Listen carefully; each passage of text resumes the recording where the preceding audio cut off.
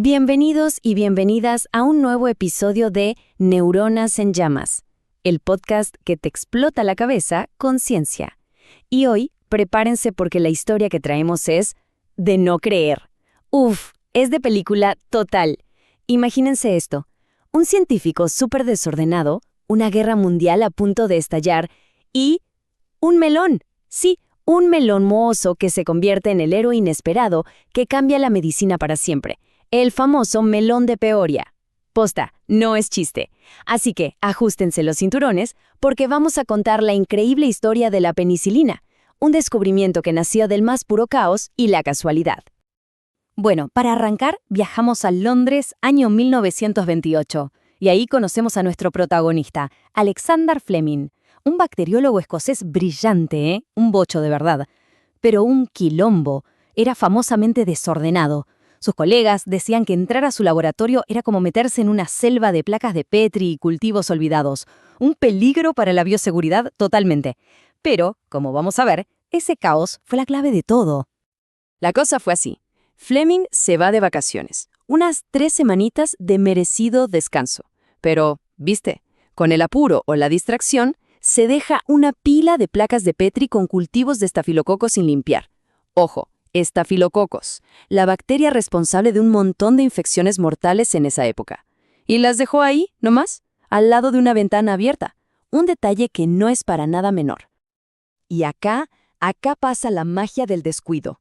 Cuando vuelve, se pone a revisar las placas antes de tirarlas y nota algo rarísimo en una. Estaba contaminada con un hongo, una mancha de moho medio verdoso. Pero lo increíble era lo que pasaba alrededor. Exacto, alrededor del hongo había un círculo perfecto, un halo, donde las bacterias no habían podido crecer. Era como si el moho hubiera creado un campo de fuerza invisible. Estaba alargando una sustancia que literalmente liquidaba a los estafilococos. Fleming se dio cuenta al toque de que esto era algo grosso. Lo llamó jugo de moho, así, de entrecasa. Después lo bautizó penicilina, por el hongo Penicillium. Claro, el tema es que, si bien entendió el potencial, se quedó trabado ahí.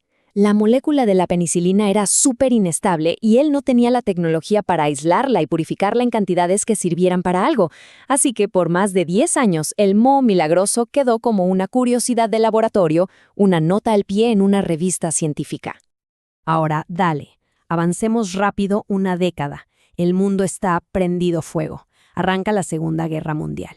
Y en la Universidad de Oxford, un equipo de científicos increíbles desempolvaron la vieja investigación de Fleming, liderados por el patólogo australiano Howard Florey y el bioquímico judío-alemán Ernst Chain, que se había rajado de los nazis. Ellos vieron lo que Fleming no pudo concretar, la posibilidad de convertir esa curiosidad en un medicamento de verdad. Pero el desafío era monumental. Producir penicilina era un laburo artesanal y súper frustrante. Usaban de todo, hasta ollas y recipientes de hospital para cultivar el moho. Para que se den una idea, necesitaban procesar casi 500 litros de ese caldo de moho para conseguir la cantidad de penicilina para tratar a una sola persona. 500 litros, es una locura, o sea, era más valiosa que el oro en ese momento. Y esa escasez tuvo consecuencias terribles. La primera persona que trataron fue un policía, Albert Alexander. Se había rasguñado la cara con un rosal. Pavada, ¿no?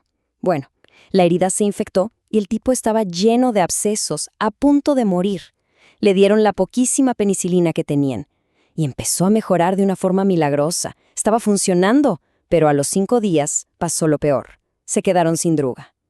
El equipo de Oxford intentó de todo, hasta reciclarla de su orina, pero no alcanzó. La infección volvió con todo y Alexander falleció. ¡Qué historia tremenda! Pero fue la prueba definitiva. Necesitaban producirla en masa, y la necesitaban para ayer.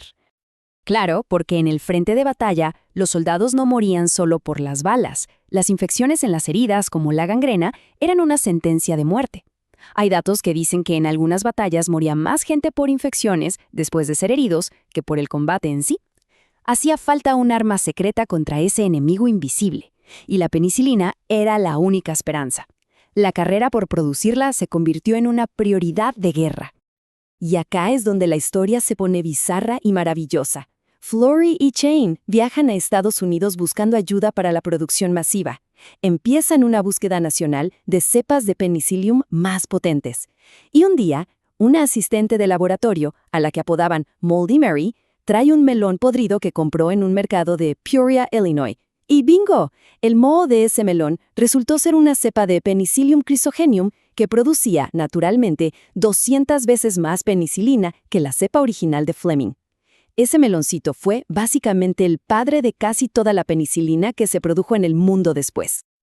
Pero la cosa no termina ahí. El gobierno de Estados Unidos pone a laburar a sus mejores cerebros, y uno de ellos era Miloslav Demirec, un genetista del laboratorio de Cold Spring Harbor. Mira vos, la especialidad de Demirec era usar rayos X y luz ultravioleta para provocar mutaciones genéticas en moscas de la fruta y así estudiar la evolución. ¿Y a alguien se le ocurrió? ¿Y si bombardeamos el hongo del melón para ver si podemos forzarlo a mutar y que produzca todavía más? Una idea de ciencia ficción para la época. El resultado, un éxito total. Aplicando las técnicas de mutación de Demirec, lograron cepas que producían 1000 veces más penicilina que la original.